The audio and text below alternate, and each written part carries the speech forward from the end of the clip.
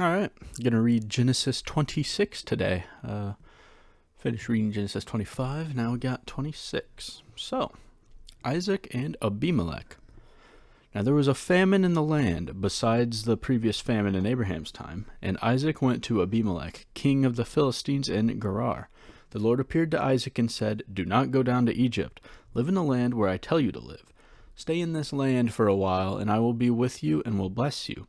For to you and your descendants I will give all these lands, and will confirm the oath I swore to your father Abraham. I will make your descendants as numerous as the stars in the sky, and will give them all these lands, and through your offspring all nations on earth will be blessed, because Abraham obeyed me and did everything I required of him, keeping my commands, my decrees, and my instructions." So Isaac stayed in Gerar. When the men of that place asked him about his wife, he said, "She is my sister," because he was afraid to say, "She is my wife." He thought, "The men of this place might kill me on account of Rebekah, because she is beautiful."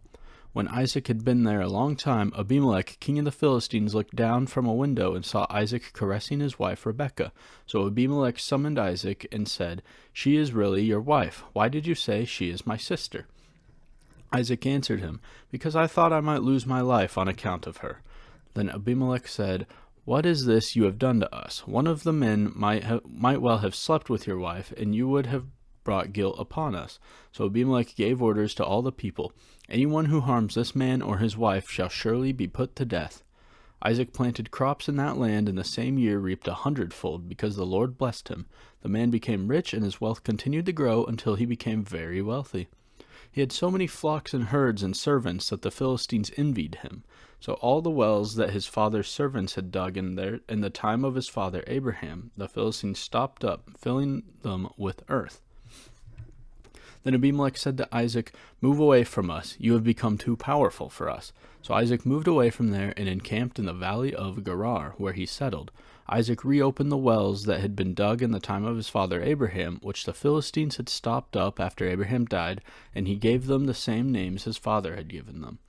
Isaac's servants dug in the valley and discovered a well of fresh water there.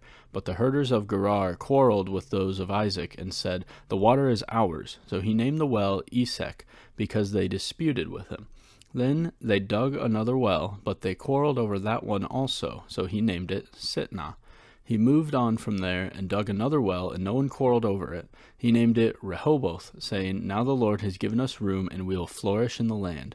From there he went up to Beersheba. The night the Lord appeared to him and said, "I am the God of your father Abraham. Do not be afraid, for I am with you.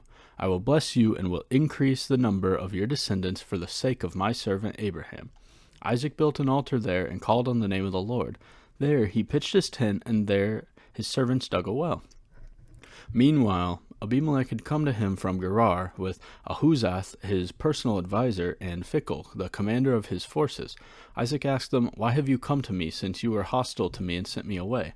They answered, We saw clearly that the Lord was with you, so we said, there ought to be a sworn agreement between us and you. Let us make a treaty with you, that you will do us no harm, just as we did not harm you, but always treated you well and sent you away peacefully, and now you are blessed by the Lord." Isaac then made a feast for them, and they ate and drank. Early the next morning the men swore an oath to each other. Then Isaac sent them on their way, and they went away peacefully. That day Isaac's servants came and told him about the well they had dug. They said, "We found water." He called it Sheba, and to this day the name of the town has been Beersheba. Jacob takes Esau's blessing. When Esau was 40 years old, he married Judith, daughter of Beeri the Hittite, and also Basemath, daughter of Elon the Hittite. They were a source of grief to Isaac and Rebekah.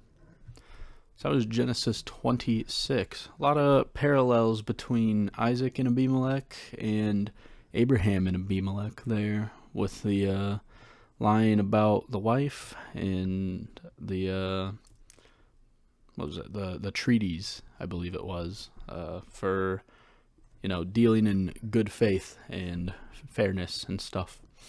But yeah, so that was Genesis 26.